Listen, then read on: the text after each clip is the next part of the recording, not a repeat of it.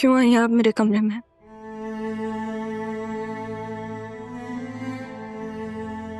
अपनी बेटी के कमरे में नहीं आ सकती क्या मैं?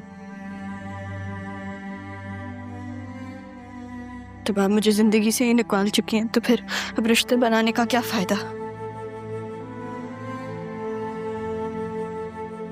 इससे तो मत कहो रहा।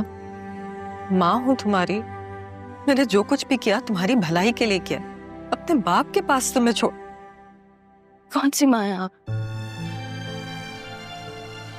वो माँ जो मुझे छोड़ के चली गई,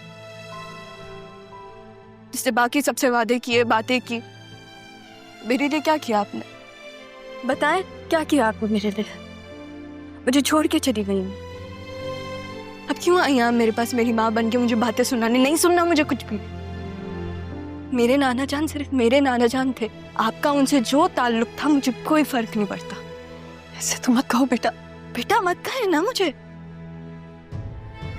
मत कहे मुझे बेटा। मेरी माँ मर चुकी है, हमारा कोई रिश्ता नहीं है। ऐसा मत कहो रहा।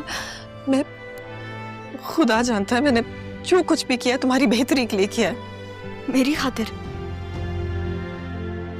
खातिर किया। जिस वक्त बच्चे को अपनी माँ की सबसे ज्यादा जरूरत होती है ना, आपने उस वक्त मेरी माँ की गोद मुझसे छीन ली। ये सब आपने मेरे लिए किया। एक अच्छी माँ किसी और के रहमो करम पे अपने बच्चे को छोड़ के नहीं जाती है। दूसरों के रहमो करम पे नहीं, अपने बाप को सौंप कर गई थी तुम्हें मैं।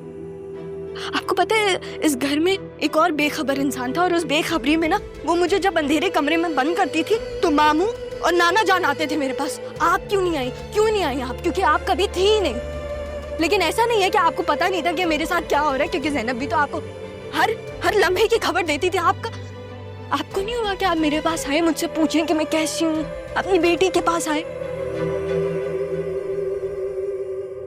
मुझे माफ कर दो, माफ कर दो बेटा। मुझे नहीं मालूम था कि जिंदगी तुम्हारे साथ ऐसा सलूक करेगी। भूल जाओ सब कुछ। मैं नहीं भूल सकती, नहीं भूल सकती मैं।